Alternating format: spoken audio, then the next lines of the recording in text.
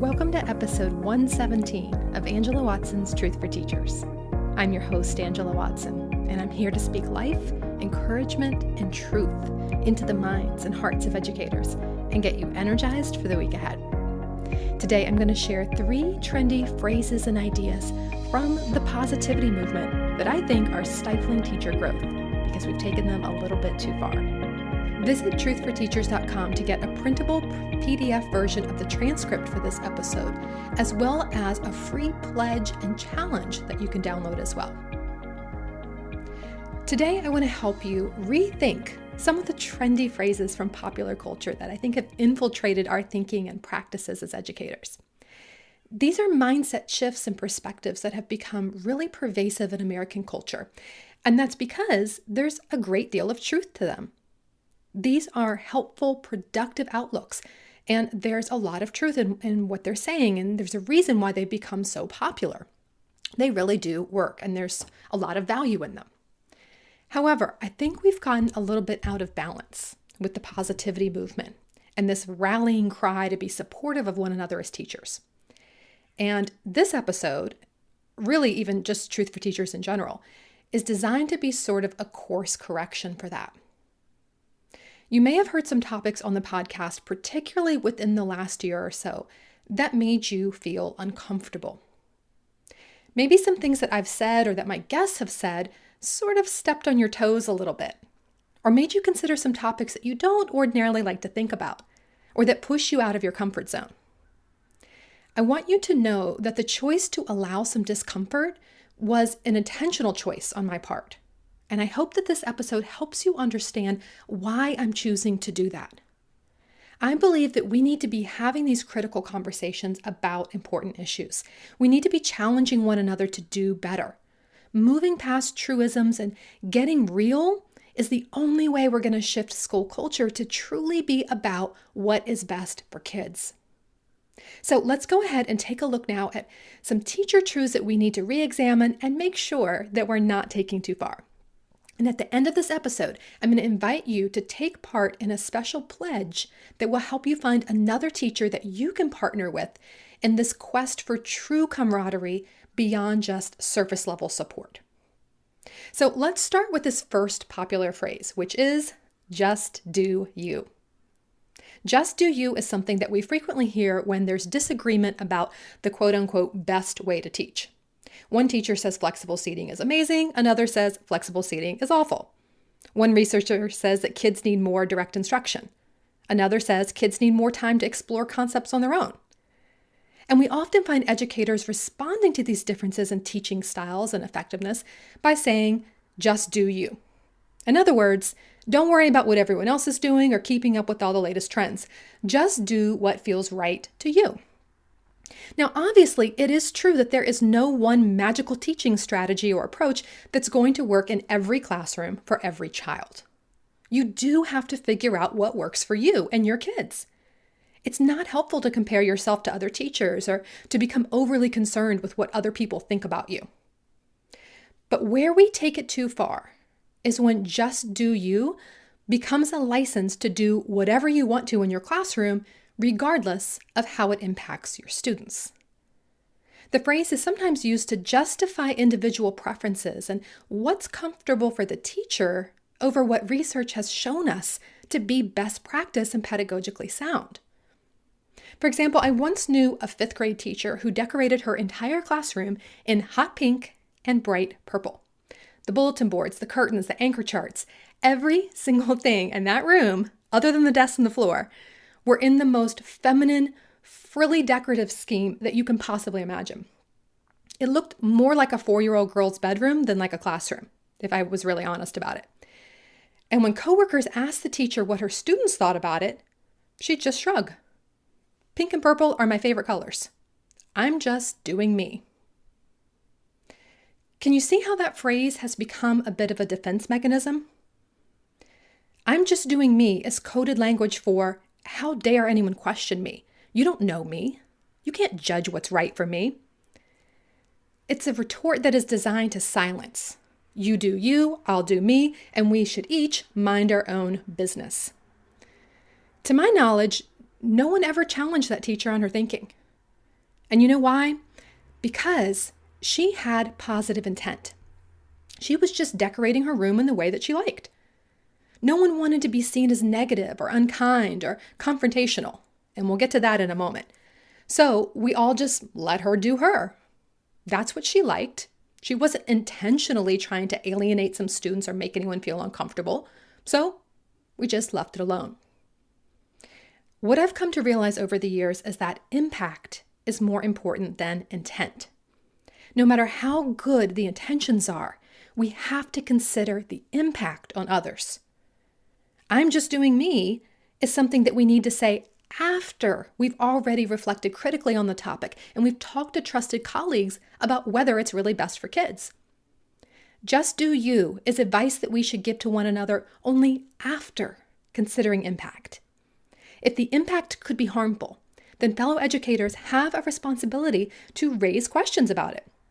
We need to create a culture in education in which we are open to these questions and we feel comfortable asking them. We need to embrace conversations about what's best for kids and why we've made the choices we have in our classrooms, rather than becoming defensive and insisting that everyone should just do whatever they think is best. Being willing to self-reflect and dialogue on these issues is a huge first step in the right direction. And I'm going to lead you through some steps for doing that when we get to the end. Here's the second truism from popular culture that I think we've taken a bit too far in many educational circles. And it's this: don't look for things to criticize. Just focus on the positive. Now, the truth in this is that there are so many bad things in the world that will depress you and steal your motivation if you focus on them. Looking for the positive in a situation rather than the negative will improve your mood, and therefore it will improve your productivity and your achievement. You're going to be a more effective and happier educator if you surround yourself with positive people and uplifting ideas. Now, before I share how I think we've taken this idea a little bit too far, let me say that I really do believe deeply in this truth and in the value of being positive. I've written an entire book on how to counter unwanted negative thoughts and train yourself to have a more optimistic and realistic outlook. The book is called Awakened: Change Your Mindset to Transform Your Teaching. And in Awakened, I share how my natural disposition is to be judgmental, critical, and extremely negative.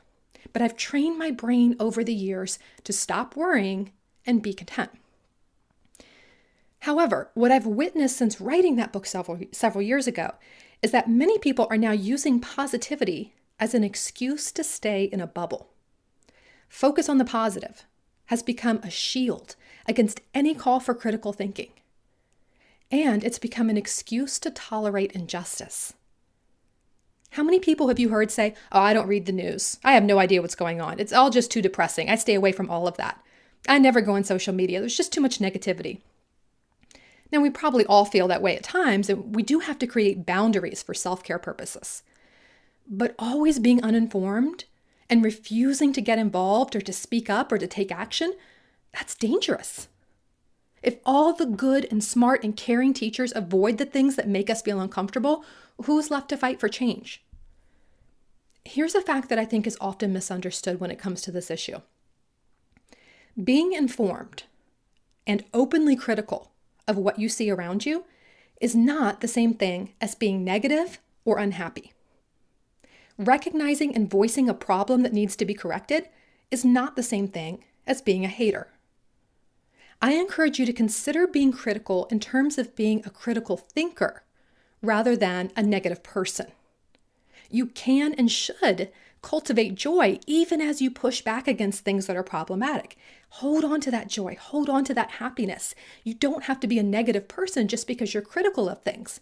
And in fact, I'm going to do an entire podcast episode on this aspect of self-care later in the season. Because you see, thinking critically about what you observe other teachers doing in your school or what they're posting on social media, when you think critically about that and you think critically about the stories that you hear on the news, that's a positive thing. And I challenge you to keep that truth in mind if you're ever on the receiving end, if you're ever being called out directly, or if you're simply reading a blog or a social media post that questions a practice that you commonly do in your classroom. Remember that educators questioning things And creating dialogue around what's best for kids, that's good. It's positive. Speaking up to question impact does not make someone a troll or a hater. Remember also that questioning impact is not the same thing as questioning intent or questioning character. Often I see pushback met with this defensive, "You don't know me. I care more about my kids and I work harder than any teacher I know." People leap to the conclusion that because one specific teaching practice is questioned, that means that everyone is assuming they're not a good teacher.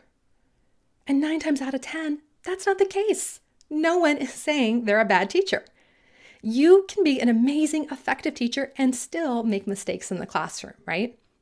You can love your students like your own and still have those blind spots as to how the choices that you're making with those kids could impact them for the long term. I think that was true for the teacher who decorated her classroom in hot pink and purple from floor to ceiling. I don't think she realized the impact that would have on some of the kids. She wasn't doing that to be intentionally selfish. She had a blind spot, and no one wanted to point it out to her because we didn't know how she would take it. Rather than assume that people are just looking for things to criticize or saying, oh, they just want to be negative about something, or they're just jealous, or they're just haters, choose to see that critical thinking and pushback as a positive thing for you and your students. Pushback helps you become a better teacher. So embrace it and engage in it. That's what moves our profession forward. So we've talked about just do you, and we've talked about focus only on the positive. The final truth that I think we've taken too far is this: just be nice. Or sometimes people will use the popular phrase, throw kindness like confetti, sprinkle kindness everywhere. And the truth is, we do need more kindness in the world. The way that we speak to and treat one another, it matters. And being unnecessarily harsh or judgmental is often counterproductive. And this is especially true in education because teachers are often on the receiving end of unfair criticism and undeserved scrutiny. We need to lift one another up and support one another because it feels like so many others are tearing us down. But here's where that goes too far. Often, kindness is seen as incongruent with pushing others to do better and be better. Giving constructive criticism or even questioning someone is seen as being unsupportive of a fellow teacher and therefore unkind. And when we value kindness above all else, we never get to have those important conversations that really push our teaching forward. Let me give you an example that is similar to something we've probably all faced. A colleague comes to you upset because a parent criticized the amount of homework that she gives. The child works really slowly, and completing the assignments is taking 3 to 4 hours a night. Well, the colleague is angry because that student still needs to meet grade level standards by the end of the year, and the colleague thinks that the homework is important practice. She's refusing to modify the work in any way. What would you do in that situation? I'll tell you what I normally did, and what I normally see other teachers do. We empathize. We say, oh, that's so frustrating. That parent had no right to yell at you. We value the teacher's feelings above the child and the parent's feelings because the teacher is a friend or a colleague. We want to empathize. We want to make them feel better. We can relate to their struggle. And so we validate them.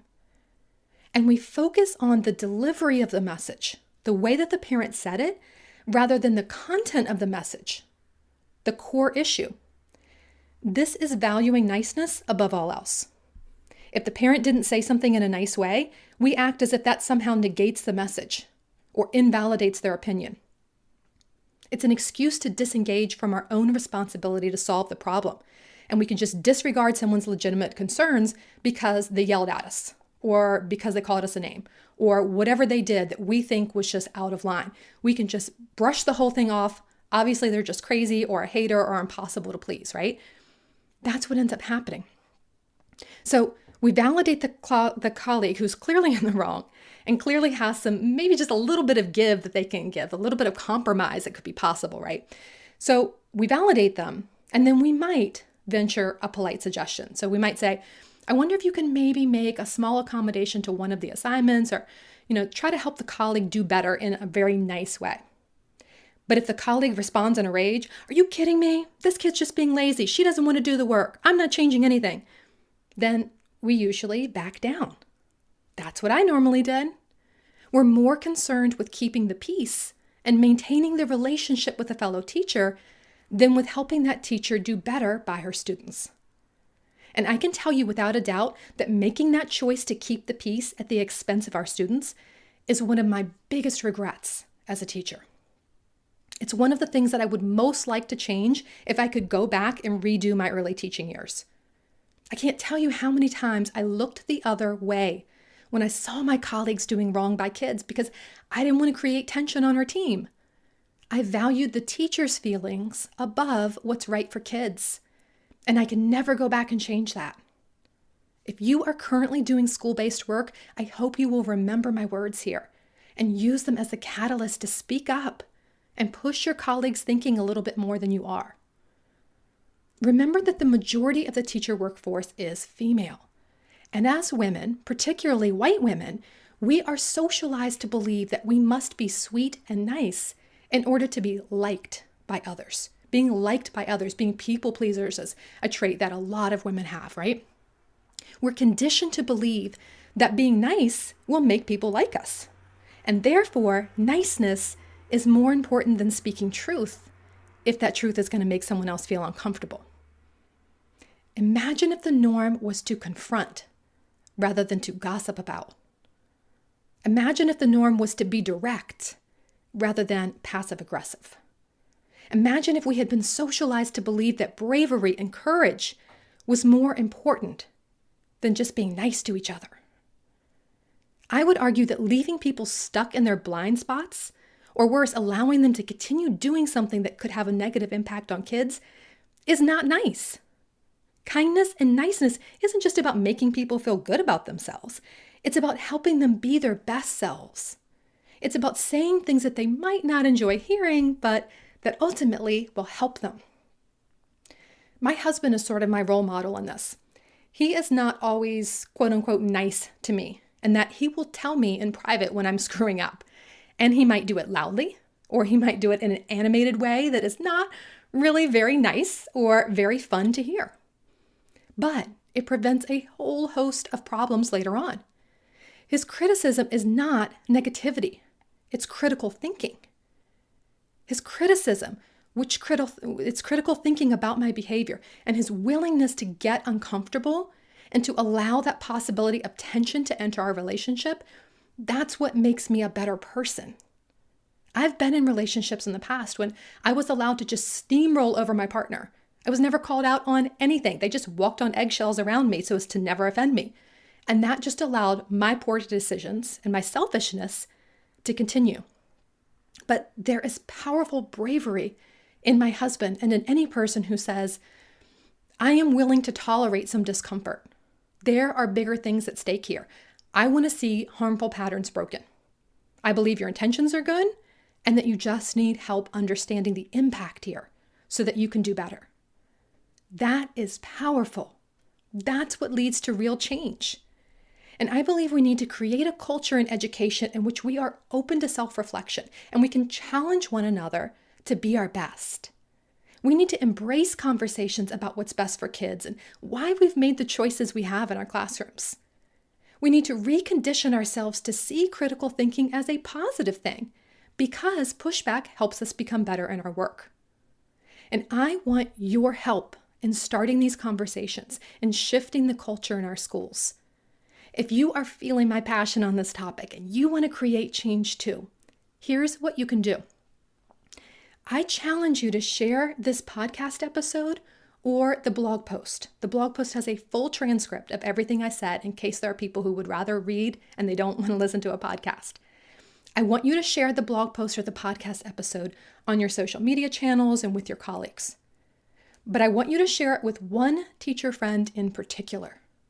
I want you to choose a person who you would like to partner up with to ensure that you are having real and honest conversations. I want you to choose one person whose opinions and perspective you really respect. Someone who's an awesome teacher, someone who does great things for kids, and you know will give you really solid advice. This is going to be a person who you can ask, did I make the right choice here? Should I maybe do something different? Is this really working? Do I need to change some things in this area? Give me some real feedback.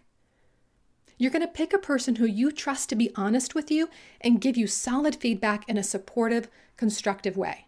And you're going to do the same thing for him or her. I want you to go to truthforteachers.com and look for episode 117. You're going to download a free pledge and contract for you and this teacher to sign, promising to show true supportiveness to one another. Not just surface level supportiveness, not just cheering each other on no matter what decisions you make, not just being kind or being nice. True supportiveness. Share this episode with that teacher and then take that pledge together. And then I want you to come back to me and tell me how it went. Tell me about how you worked through a challenge together, or a pitfall that you ran into, or how it strengthened your bond, or how it had a positive impact on your kids. I want you to help me name this pledge. I brainstormed with a number of other people on this, and I just couldn't come up with the right thing.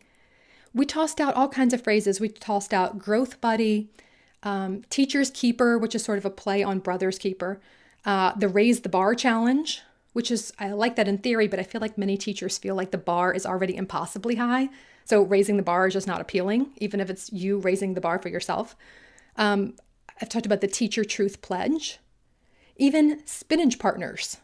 You know how only a person who really cares about your best interests is willing to make you uncomfortable by telling you that you have spinach in your teeth?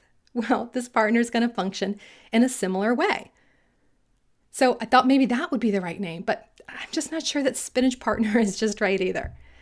I don't feel like ultimately the name for this pledge is going to become clear until after it starts shifting the culture in schools, until teachers start feeling that transformation in their relationships and their teaching practices because of it. So I'm going to turn this whole concept over to you now. Take this idea to your schools. Work with a partner to come up higher. And let me know how it goes and what you all have informally called this agreement with one another.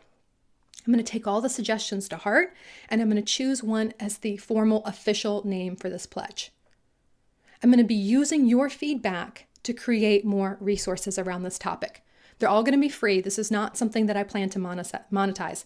I want to create discussion questions and conversation starters and other things like that to help you all reflect and to be honest with yourselves and with one another.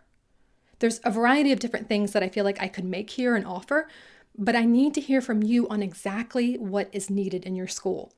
What can I do to make it easier for you and your partner, or for others in your school, to be open to critique, to be willing to be honest with one another, to show more transparency, to self-reflect for the good of yourselves or your students? So go to truthforteachers.com and download that pledge that I've created so far. You can see what I have so far and give me feedback on it. Share that with a partner and then go through this process together. Go through it for a couple of weeks, months, however long it takes. There's no deadline here.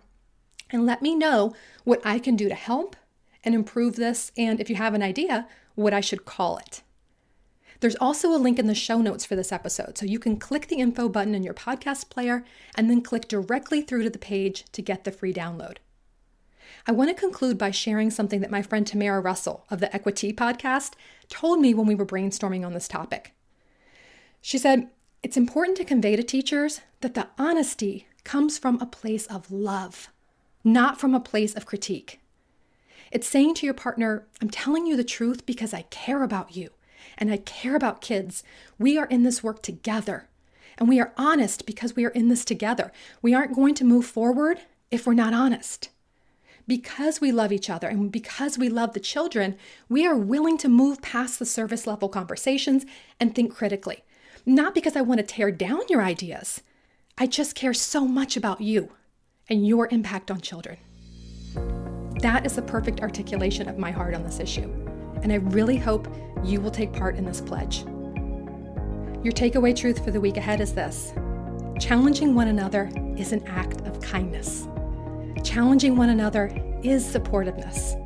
Embrace it and engage in it. That's what's going to move our profession forward. Have a great week. You can do this. And remember, it's not going to be easy. It's going to be worth it.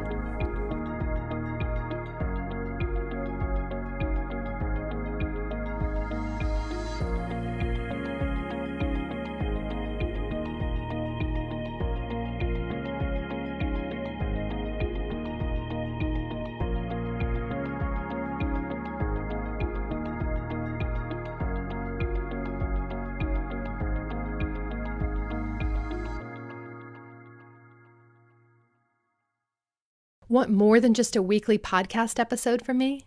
I'd love to also send you a weekly message of encouragement via email. I'll reach out each Sunday evening with a short message that's designed to help you feel more prepared and inspired and motivated for the week ahead. It's not a newsletter or a bunch of announcements. This goes out to over 85,000 educators. So I put just as much thought into crafting this weekly written message to my email list as I do into crafting my podcast episodes. And it's entirely unique content that you won't find anywhere else online. Just go to thecornerstoneforteachers.com/subscribe and you can sign up. That's thecornerstoneforteachers.com/subscribe.